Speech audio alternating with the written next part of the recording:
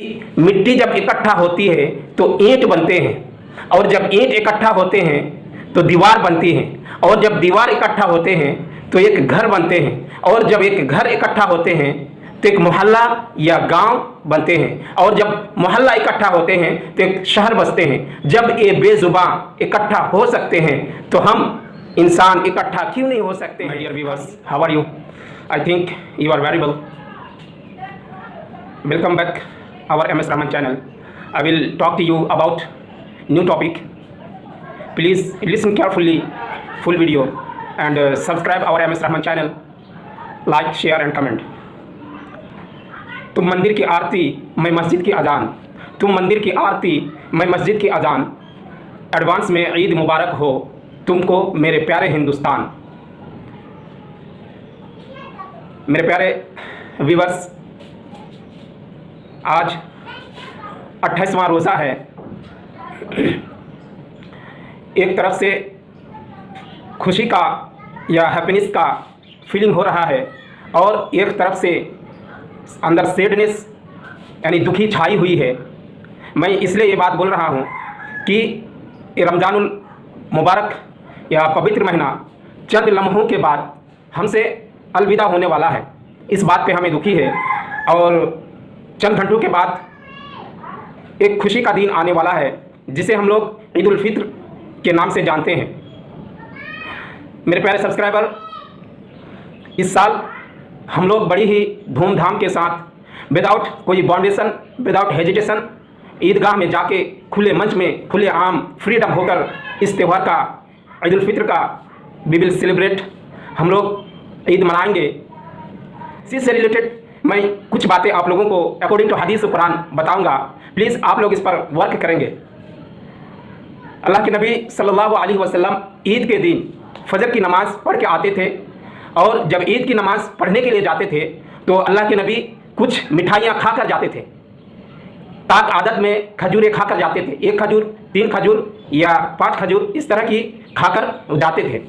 लेकिन यही उम्मत मुस्लिमा के अंदर कुछ लोग ऐसे हैं जो ये अकीदा रखते हैं कि वो ईद के दिन में भी वो रोज़ा रखते हैं, और जब नमाज़ पढ़ कर आते हैं तब वो आकर खाना खाते हैं। आज आप लोगों को इस वीडियो के माध्यम से बता देना चाहता हूँ कि साल में 5 दिन ऐसा है कि जिसमें आप रोज़ा रखते हैं तो हराम है, आप रोज़ा नहीं रख सकते क्योंकि हराम है।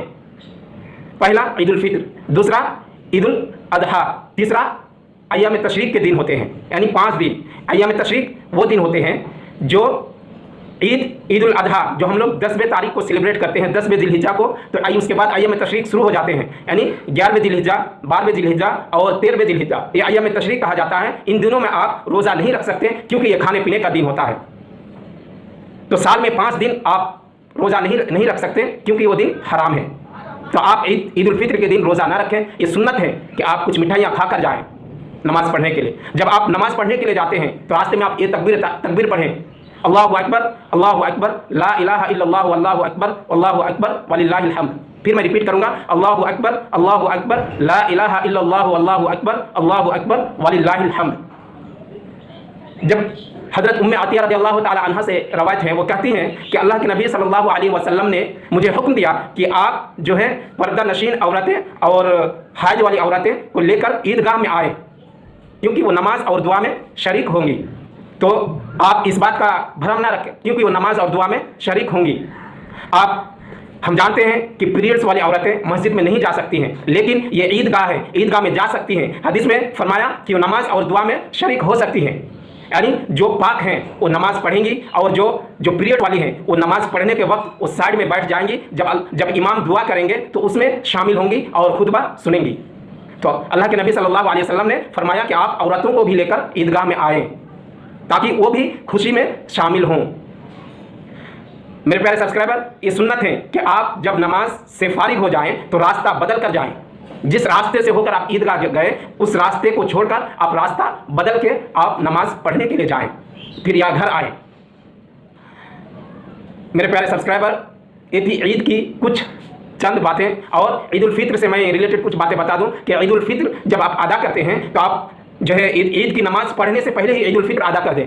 क्योंकि जो ज़रूरतमंद है, जिनके पास पैसे नहीं है, जो गरीब है, आप पहले उनको जो है पैसे दे दें और ताकि वो अपने ज़रूरत की सामान खरीद कर लाएँ और लाकर वो जो है ईदगाह में शामिल हो सकें और अपने साथ सभी के साथ खुशी का इजहार कर सकें। तो आप जब फितरा अदा करें तो जो आपके अड़ोस पड़ोस में है, जो आपके गांव में है, आपके लिए ज़रूरी है, ये कंपलसरी है कि आप नमाज़ पढ़ने से पहले पहले उनको जो ज़रूरतमंद है उनको फितरा दे दें। मैं पूरे 135 करोड़ हिंदुस्तानियों को एक मैसेज देना चाहूँगा कि मैं पूरे 135 करोड़ हिंदुस्तानियों को एक दिल की आवाज़ देना चाहूँगा कि मिट्टी जब इकट्ठा होती है तो ईंट बनते हैं, और जब ईंट इकट्ठा होते हैं तो दीवार बनती है, और जब दीवार इकट्ठा होते हैं तो एक घर बनते हैं, और जब एक घर इकट्ठा होते हैं तो एक मोहल्ला या गांव बनते हैं, और जब मोहल्ला इकट्ठा होते हैं तो एक शहर बसते हैं। जब ये बेजुबान इकट्ठा हो सकते हैं तो हम इंसान इकट्ठा क्यों नहीं हो सकते हैं? हम हिंदू और मुस्लिम इकट्ठा क्यों नहीं हो सकते हैं? मेरे प्यारे व्यूअर्स, आप जानते हैं कि हाथ में 5 उंगलियां हैं। जब आप कोई काम करते हैं तो पांचों उंगली को जो है एक जगह इकट्ठा करके कोई काम करते हैं ताकि मजबूती हो, स्ट्रोंग हो। तो आप जब एक उंगली से कोई काम नहीं कर सकते, जब हम आपस में हिंदू मुसलमान या सिख ईसाई या दूसरे धर्म में बढ़ जाते हैं तो हम जो है बिखर जाते हैं, हम जो है हमारे अंदर मजबूती खत्म हो जाती है। तो किसी शायर ने क्या खूबी कहा, एक हो जाएं तो बन सकते हैं खुर्शीद व मुबीन, एक हो जाएं तो बन सकते हैं खुर्शीद व मुबीन, वरना इन बिखरे हुए तारों से क्या बात बने। तो मेरे प्यारे व्यूअर्स, आप ईद मनाएं, मोहब्बत के साथ मनाएं, लोगों को ये पैगाम दें, मोहब्बत की देश में पैगाम दें, और हम सब मिलजुल कर रहें और एक फैमिली की तरह रहें। यही आप लोगों से दरख्वास्त है। आप अच्छे से ईद मनाएं और आपके घर में खुशहाली आए। यही से मैं अपनी जो है बात को ख़त्म कर रहा हूँ। फिर इंशाल्लाह मैं नेक्स्ट वीडियो में आपसे बातें करूँगा, आपसे मीटिंग होंगी। तब तक के लिए हमें इजाज़त दीजिए। अस्सलामु अलैकुम।